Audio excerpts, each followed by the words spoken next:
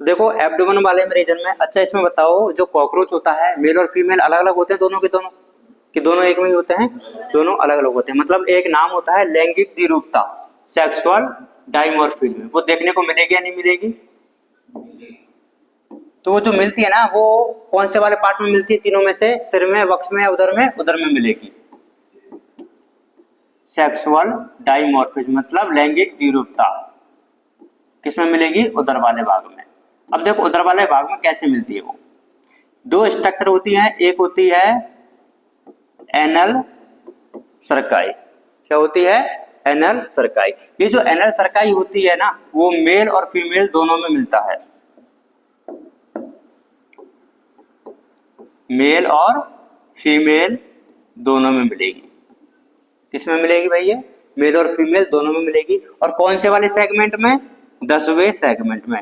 10वें भी क्या? टर्गम में। जो टर्गम होता है वो अधर सतह पे मिलता है कि पृष्ठ सतह पे मिलता है? टर्गम पृष्ठ सतह पे मिलता है। ठीक है, तो जो डायग्राम में आप देखोगे कॉकरोच का जो बनाया हुआ है उसमें जो दो नी पे पीछे से निकली हुई है वो क्या होती है? एनल सर्काई होती है। वो मेल और फीमेल दोनों में ही होती है। और ये कैसी होती है? फिलामेंटस होती है, मतलब तंतु में होती है, और सेगमेंटेड होती है। सेगमेंटेड मतलब इसमें भी क्या मिलेंगे? खंड मिलेंगे। कितने खंड मिलते हैं? 15 खंड होते हैं इसमें। तो जो एनल सर्काई होती है वो मेल और फीमेल दोनों में मिलती है। कौन से सेगमेंट में मिलेगी? 10वें टर्गम में मिलेगी। टर्गम का मतलब पृष्ठ या अधर? पृष्ठ सतह वाली पर। ठीक है, और ये कैसी होती है? तंतुमय संरचना होती है और खंडीय संरचना होती है। कितने खंड मिलते हैं इसमें? 15 खंड मिलते हैं। अब ये जो एनल सर्काई होती है ना इसका काम क्या होता है?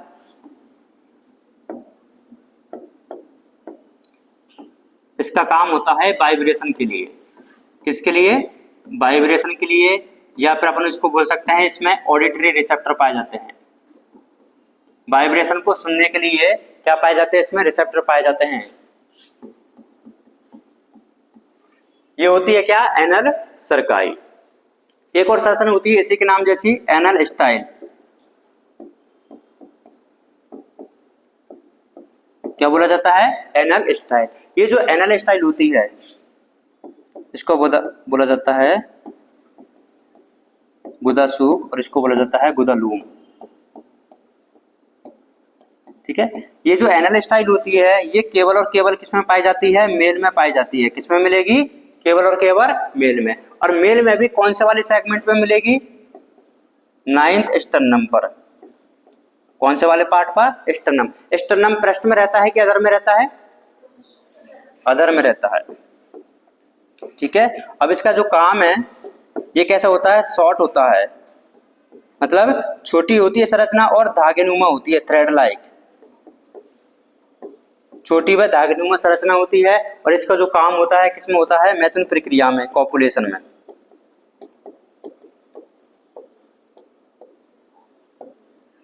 कॉपुलेशन में और मैथुन में। तो अगर आपसे कोई पूछे कि कॉकरोच में सेक्सुअल डाइमॉर्फिज्म मतलब लैंगिक द्विरूपता के जो ज्यादातर जो लक्षण है वो कौन से वाले भाग में देखने को मिलेंगे? उदर वाले भाग में। अगर आपसे कोई पूछे कि ऐसी कौन सी संरचना है जो मेल में मिलती है लेकिन फीमेल में नहीं मिलती, तो कौन सी हो जाएगी? Anal style. ऐसी कौन सी संरचना है जो मेल और फीमेल दोनों में मिलती है, तो क्या हो जाएगी? एनल सर्काई। कौन सी मिलेगी?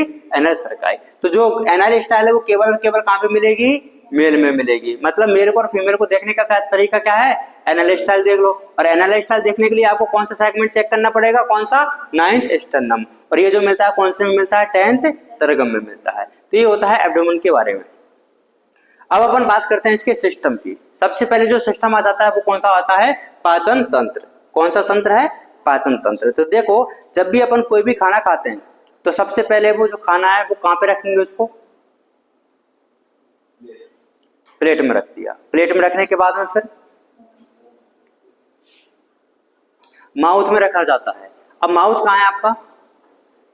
ये जो स्लिट लाइक जो अपर्चर है इसको बोला जाता है क्या? माउथ। माउथ के बाद में वो कहाँ पे जाएगा? मुख गुहा में जाता है। कहाँ पे जाता है? मुख गुहा में। मुख गुहा के मतलब बकल कैविटी में चला गया। बकल कैविटी के बाद में कहाँ पे जाएगा? वो फेरिंग्स में जाएगा। किस में जाएगा? फेरिंग्स में। फेरिंग्स के बाद में ईसोफेगस में जाएगा। किस में जाएगा? ईसोफेगस में। ईसोफेगस में गया। अब कॉकरोच पाते हैं जो ईसोफेगस में जाने के बाद वो फिर इसमें चला जाता है, क्रॉप में चला जाता है। एक थैलेनुमा संरचना पाई जाती है जिसको बोला जाता है क्रॉप या फिर अन्नपुट। क्या बोला जाता है? अन्नपुट। अन्नपुट में जाने के बाद में एक संरचना आती है जिसको बोला जाता है गिजार्ड। क्या बोला जाता है? गिजार्ड या फिर पेशनी। तो अन्नपुट में क्या किया जाता है? उस खाने को थोड़ी देर के लिए स्टोर किया जाता है। क्या किया जाता है? स्टोर किया जाता है। और जो पेशनी होती है उसमें बाहर की तरफ तो क्या पाई जाती है? सर्कुलर मतलब वर्तुल पेशियां पाई जाती है। अब जो पेशी होती है तो उनमें क्या रहता है? संकुचन और शीतलन होता रहेगा। तो उसमें संकुचन शीतलन होता रहता है और अंदर की साइड में उसमें 6 काइटिन के बने हुए दांत लायक संरचनाएं पाई जाती है। क्या पाई जाती है? 6 काइटिन की बनी हुई दांत लायक संरचनाएं पाई जाती हैं जो कि उस खाने को छोटे छोटे पीस में तोड़ने का काम करेगी। तो इसकी जो आहार नाल होती है उसको 3 पार्ट में विभाजित किया जाता है, फोरगट, मिडगट और हाइंडगट, अग्रांत, मध्यांत्र और पश्चांत। इसकी अगर बात करते हैं पाचन ग्रंथियां, इसमें जो पाचक ग्रंथियां पाई जाती है वो होती है लार ग्रंथियां। क्या होती हैं? लार ग्रंथियां। अब बताओ, आपने कभी नाम सुना होगा, एक तो होती है अंतःस्रावी और एक होती है बहिःस्रावी। तो ये जो लार ग्रंथियां होती है वो बहिःस्रावी होती है कि अंतःस्रावी होती है? ये होती है बहिःस्रावी। बहिःस्रावी और अंतःस्रावी का मतलब होता है कि अंतःस्रावी जो ग्रंथियां होती है उसमें किसी भी नलिका की जरूरत नहीं पड़ती है, लेकिन जो अंतःस्रावी जो ग्रंथियां होती हैं जो बहिःस्रावी जो होती है उनमें क्या नलिका की जरूरत पड़ती है। तो ये जो लार ग्रंथि होती है वो कैसी होती है? एक्सोक्राइन होती है, मतलब कि बहिःस्रावी होती है। तो ये अपने अंतःस्रावी अपने भी है क्या लार ग्रंथियां? लार ग्रंथि होती है कि मनुष्यों में होती है? क्या कहाँ पे होती है? मतलब ये बकल कैविटी के अंदर होती है कि बकल कैविटी के बाहर? मुख गुहा के बाहर के अंदर? मुख गुहा के बाहर प्रेजेंट होती है वो। हाँ, लेकिन उनका श्रावण क्या है? लार होता है। लार श्रावित कहाँ पे होता है? मुख गुहा के अंदर। तो वो किससे आ रहा होगा? वो डक्ट के थ्रू आता है। तो ये जो लार ग्रंथियां होती है ऐसी कॉकरोच में भी पाई जाती है, लेकिन कॉकरोच में भी वही सिस्टम होता है कि बाहर से मतलब उसके साइड में लगी रहती है। अब वो श्रावित क्या करेगी? लार। लार कहाँ पे आ जाता है? फिर ओरल कैविटी में आ जाता है, मतलब उसकी टंगी के जस्ट नीचे। और इसकी कॉकरोच की टंग को हमने क्या बोला था? हाइपोफेरिंक्स बोला था। तो अपने भी तो क्या होता है, ये जीभ के आसपास से तो निकलती है सलाइवा, उसमें भी क्या होता है जीभ के जस्ट नीचे वो क्या है? सलाइवरी ग्लैंड ओपन हो जाती है डक्ट के थ्रू और उसमें सलाइवा मिक्स कर दिया जाता है। तो इसके 3 पार्ट होते हैं, फोरगट, मिडगट और हाइंडगट, और डाइजेस्टिव ग्लैंड्स की बात होती है ना। ठीक है, बाकी का भी पढ़ते हैं।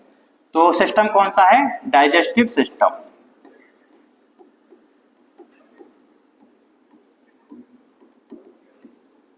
कौन सा सिस्टम है? डाइजेस्टिव सिस्टम है। इस डाइजेस्टिव सिस्टम में अगर अपन बात करते हैं तो 2 पार्ट में डिवाइड करेंगे इसको।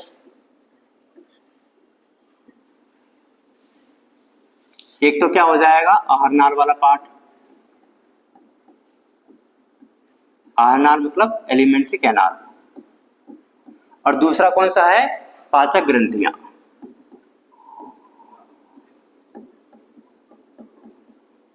पाचक ग्रंथियों में कौन सी ग्रंथि आ जाती है?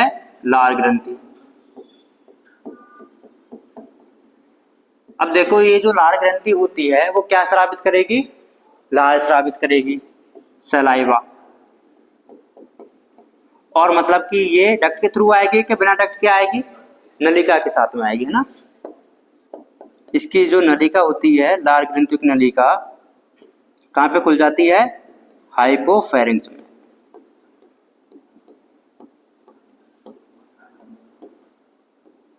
के नीचे खुल जाती है।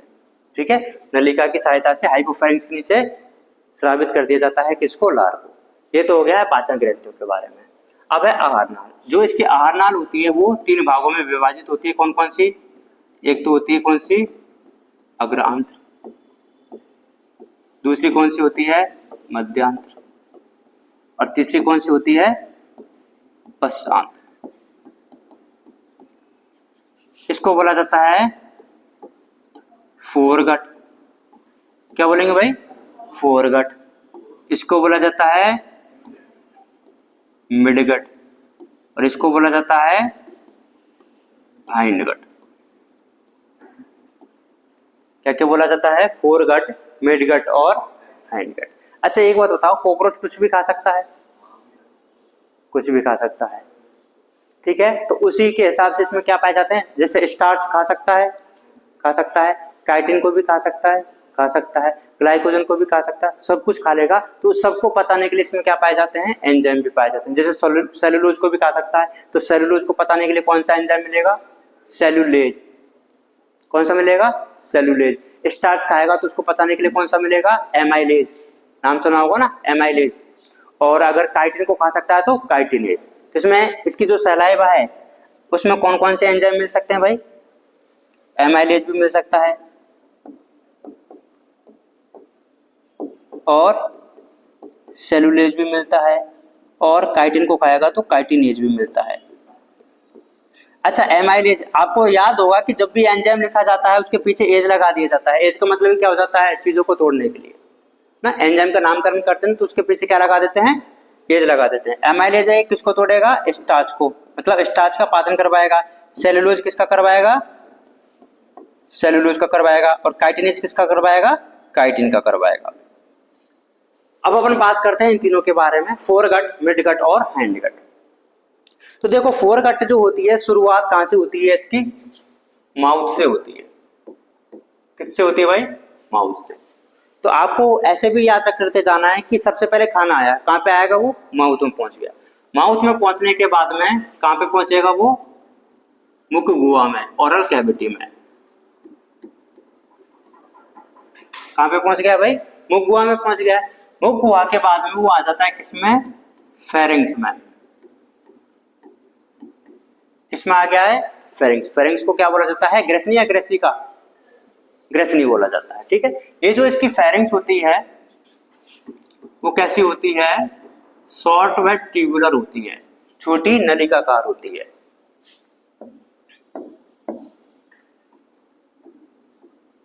शॉर्ट ट्यूबुलर, छोटी नलिकाकार की होती है। इसके बाद में ग्रेसनी में जाने के बाद में जो खाना है वो कहां पे पहुंचेगा भाई? ईसोफेगस में। किसमें पहुंच चुका है? ईसोफेगस में। ईसोफेगस को क्या बोलेंगे? ग्रेसिका। और ईसोफेगस के लिए आपको याद रखना है कि जो ईसोफेगस होता है वो भी एक ट्यूबुलर स्ट्रक्चर है, लेकिन इससे थोड़ी सक्रिय होती है, इसलिए इसको बोला जाएगा नैरो ट्यूबुलर। Narrow tubular.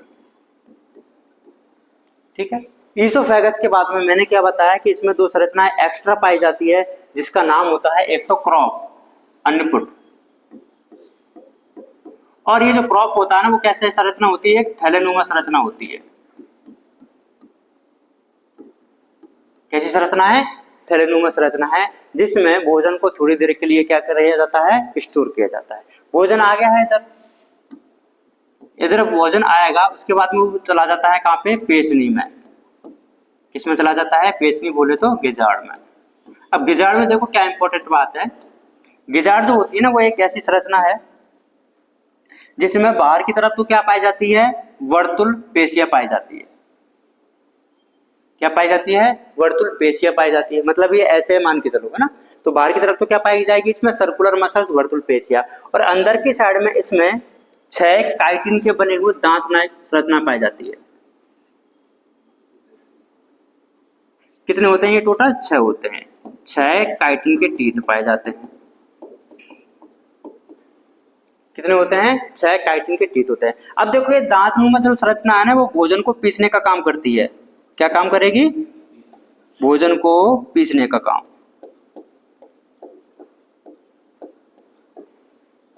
और ये इसमें लिखा हुआ है ना अंदर की साइड में,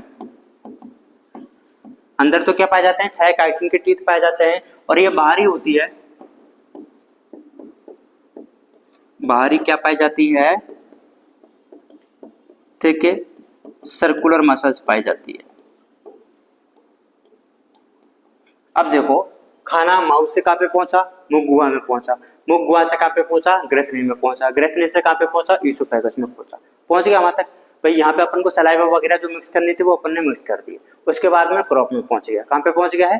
क्रॉप में पहुंच गया। क्रॉप में पहुंचने के बाद में स्टोर रहा और कहां पे पहुंचेगा? फिर पेशनी में। अब पेशनी में क्या देखो बाहर की तरफ तो क्या है? ये मसल्स है, तो खाना आ रहा है, कॉन्ट्रेक्शन हो रहा है, रिलैक्शन हो रहा है। तो जैसे आपने देखो ना आटा पीसने की चक्की आती है, उसको अपन घुमाते रहते हैं, वो जो गेहूं वगैरह जो होता है नीचे जाता रहता है, पिसता रहता है, अलग होता रहता है। तो वैसे क्या है इसमें मसल्स में कॉन्ट्रेक्शन रिलैक्सेशन होता रहेगा, अंदर की साइड में आता रहेगा वो खाना। भाई ऐसा मूव हो रहा है ना, ये पाइप की तरह है, तो ऐसे मूव हो रहा है तो वो कॉन्ट्रेक्शन रिलैक्सेशन हो रहा है। और अंदर की साइड में क्या है? यहाँ पे टीथ बैठे हुए हैं। वो खाना जैसे आएगा उसको छोटे छोटे पार्ट में तोड़ दिया जाएगा। टूट गया खाना, अब देखो आगे, तो माउस से लेकर के और पेशनी या फिर गिजार तक का जो एरिया होता है, मतलब माउस से लेकर के गिजार तक, ये किसके अंदर आ जाता है? फोरगट, अग्रांत्र के अंदर। तो ये पूरा पार्ट कौन सा है?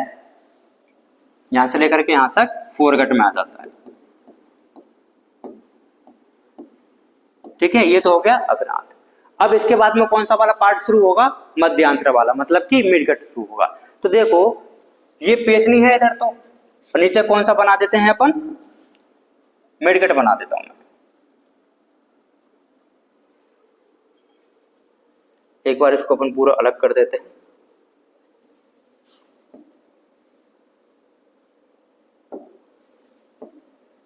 तो ये इससे ऊपर ऊपर का जो हिस्सा है वो कौन सा वाला है? फोरगट वाला हो गया है।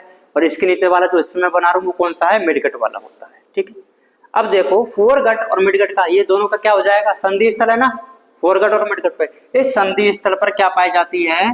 6 से 8 हेपेटिक सीका पाए जाते हैं। क्या पाए जाते हैं? 6 से 8 हेपेटिक सीका पाए जाते हैं। कितने से कितने होते हैं? इनका नंबर तो कितना होता है? 6 से 8 होता है। नाम क्या होता है? हेपेटिक सीका, या फिर इन्हीं का दूसरा नाम होता है गैस्ट्रिक सीका।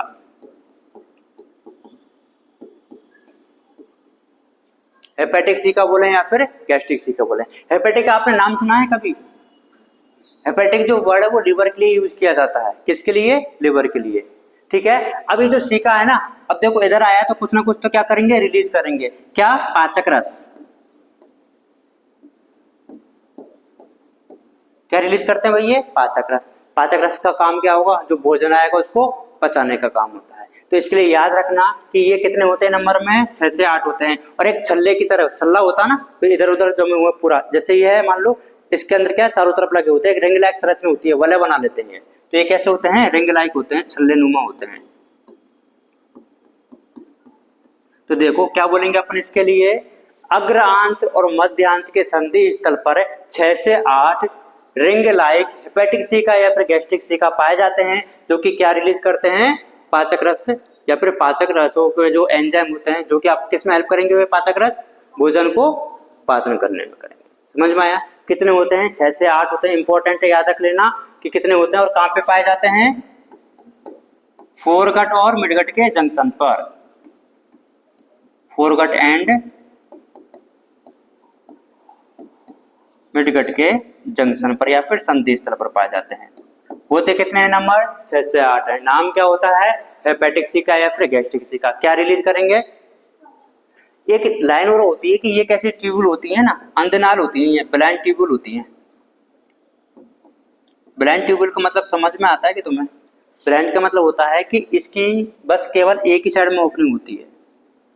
देखो इधर से बंद है ना सारे, इसकी जो ओपनिंग होती है वो यही पाई जाती है, एक साइड में ओपनिंग होती है। तो जो भी रिलीज करना वो एक साइड में रिलीज करेंगे।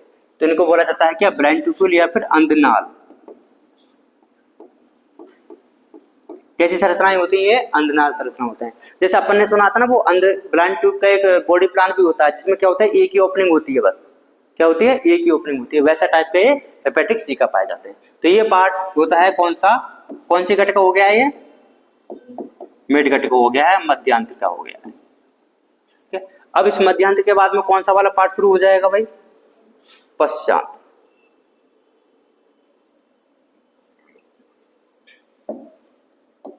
तो देखो जो पश्चांत्र जो होती है वो पेशनी हो गया है। पेशनी के बाद में आ जाता है कौन सा? इलियम। इलियम के बाद में आ जाता है कोलोन, और फिर रेक्टम। रेक्टम के बाद में फिर है एनस, और एनस के बाद में है फिर आउट।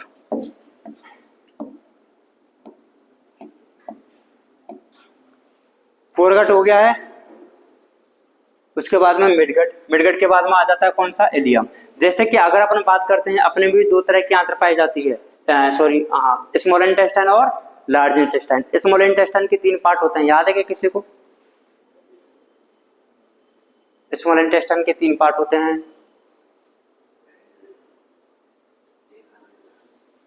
देखना पड़ेगा। एक नाम ड्यूडेनम, ग्रैनी, ड्यूडेनम, जेजुनम और इलियम, है ना। और एक होता है बड़ी आंत। बड़ी आंत के होते हैं सीकम, कॉलन और रेक्टम। कौन कौन से होते हैं? बृहदांत, क्षुदांत्र, मलाशय। ठीक है।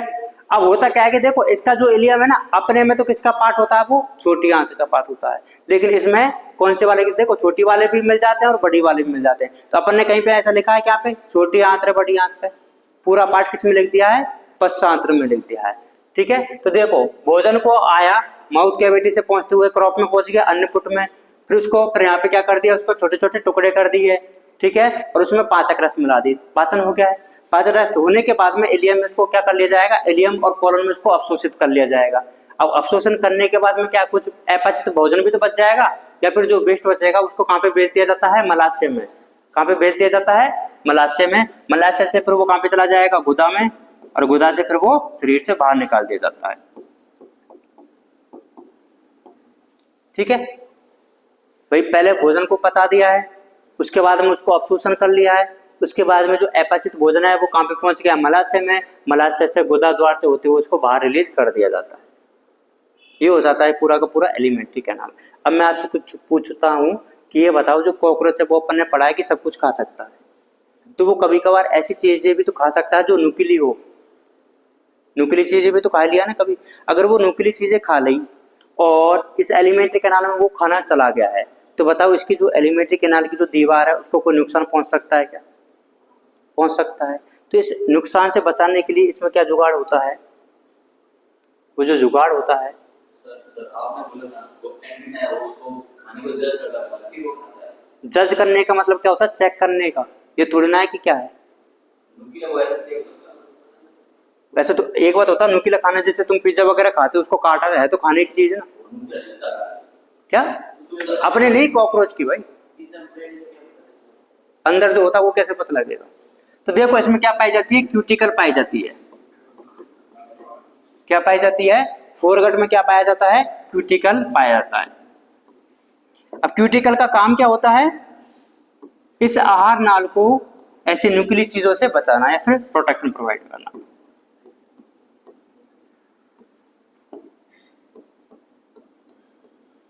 क्या पाया जाता है? क्यूटिकल। अब बताओ फोरगट में तो क्यूटिकल है, क्या मिडगट में क्यूटिकल नहीं होना चाहिए क्या? भाई खाना आ रहा है क्या? कहां सही किया? अभी फोरगट में तो पहुंचा है, गिजार तक पहुंच गया है। उसके बावजूद भी इसको बचाने के लिए कुछ चीजें और पाई जाती है कि भाई यहाँ पे तो अपन ने उसको तोड़ दिया है, लेकिन फिर भी क्या है, वो चुप सकता है। तो अपन को रिस्क नहीं लेनी है। तो जो मिडगट वाला जो पार्ट होता है इसका कॉकरोच का, उसमें जो खाना आएगा ना, ऐसे खाना आया भाई, उसको छोटे छोटे पार्ट में तोड़ दिया है, लेकिन फिर भी वो चुभे नहीं, या फिर मतलब आहार नाल की जो दीवार है उनको हानि नहीं पहुंचाए, उसके लिए क्या किया जाता है? यहाँ पे जैसे वो खाना आएगा नीचे, पाचक रस मिला दी उसमें, अब उसको एक पैकेट में बंद कर दिया जाता है, मतलब उस पर एक मेम्ब्रेन बना दी जाती है। इस मेम्ब्रेन का नाम होता है पेरियोट्रोपिक मेम्ब्रेन। क्या होता है उसका नाम? पेरियोट्रोपिक मेम्ब्रेन, जिससे क्या भोजन को कवर कर दिया जाता है।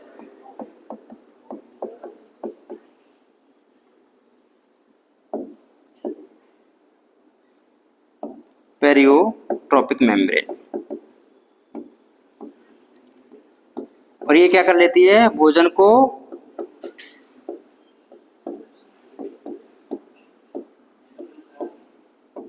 कवर कर लेती है।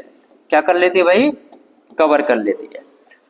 अब अच्छा ये बताओ, ये पूरा पार्ट तो कौन सा हो गया है? मिडगट वाला। मिडगट के बाद में कौन सी आती है? हाइंडगट। हाइंडगट में भी क्या मिलता है वापस से? फिर क्यूटिकल मिलता है। तो अगर आपसे पूछे कि जो क्यूटिकल है वो कौन कौन से आहार नाल के भाग में पाया जाता है, तो अग्रांत्र में पाया जाता है और पश्चांत्र में पाया जाता है। जो मिडगट होती है उसमें ये नहीं मिलता, क्योंकि मिडगट में क्या मिलता है? पेरियोट्रोपिक मेम्ब्रेन पाई जाती है। और ये तीनों चीजें काम किसका कर रही है? हमारी आहार नाल को किसी भी हानि या फिर क्षति से बचाने का काम करती है। क्या? हाँ, मतलब कॉकरोच की, है ना। तो ये देखो मिडगट वाला पार्ट हो गया है, और कहां से कहां तक का ये जो होता है इसको क्या बोला जाता है? हैंडगट। क्या बोला जाता है? हैंडगट। अब देखो ये जो संरचना है वो एक इम्पोर्टेंट है कि ये कौन से संधि स्थल पर पाई जाती है, अग्रांत और मध्यांत के संधि स्थल पर क्या पाई जाती है, हेपेटिक सीका या फिर गैस्ट्रिक सीका पाए जाते हैं। नंबर कितना होता है उनका, 6 से 8 होता है, और कैसी होती है, रिंग लाइक होती है। ऐसी की ही ऐसी संरचना, मतलब ये मध्यांतर है और ये पश्चांतर है, यहाँ पे भी पाई जाती है। और ये कितनी होती है, 100 से 150 होती है। कितनी होती है, 100 से 150 होती है। कितनी होती है, 100 से 150 होती है। तो 100 से 150 ये भी कैसी होती है भाई, छल्लेनुमा होती है, रिंग लाइक होती है। और इनका नाम पता है क्या होता है, मेलपीजियन ट्यूब्यूल। क्या होता है भाई, मेलपीजियन ट्यूब्यूल या फिर मेलपीजियन नलिका है। और ये तो आपको पता ही होगा कि मेलपीजियन नलिका का काम किस में होता है, उत्सर्जन में होता है। किस में होता है, उत्सर्जन में होता है। अच्छा, ये जो कलर है, इनका कलर भी कैसा होता है, येलो कलर का ही होता है। कैसा होता है, येलो कलर का होता है। येलो कलर की होती है, 100 से 150 होती है, रिंग लाइक मतलब छल्लेनुमा होती है। नाम क्या होता है, मेलपीजियन ट्यूब्यूल होती है। काम क्या होता है, उत्सर्जन में। और उपस्थित कहाँ पे है, मध्य और पश्चांतर के संधि स्थल पर। तो देखो, अग्रांत और मध्यांत के संधि स्थल पर क्या पाया जाता है, हेपेटिक सीका पाया जाता है। मध्य और पश्च के संधि स्थल पर क्या पाया जाता है, मेलपीजियन ट्यूब्यूल पाई जाती है। कैसा कलर होता है, येलो कलर का होता है। कितनी होती है, 100 से 150 होती है। नाम क्या है, मेलपीजियन नलिका है। काम क्या है, उत्सर्जन। वैसे इनका नाम क्या है, हेपेटिक सीका है। नंबर कितना है, 6 से 8। कैसी है, रिंग लाइक है। काम क्या है, पाचक रस। कहाँ पे मिलेगी, फोरगट और मिडगट के संधि स्थल पर मिलेगी। करो इसको नोट, फिर इसका मैं डायग्राम से तुम्हें और समझाऊंगा एक बार।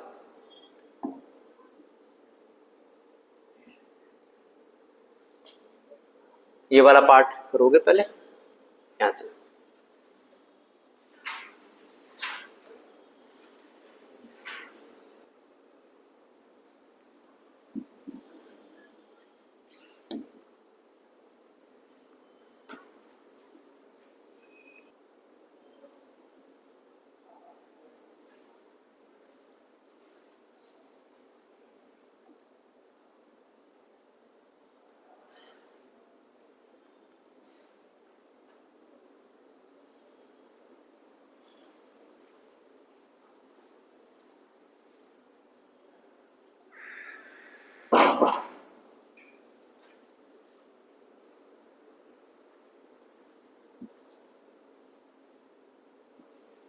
पहले लिख लेना, नलिका के द्वारा ना,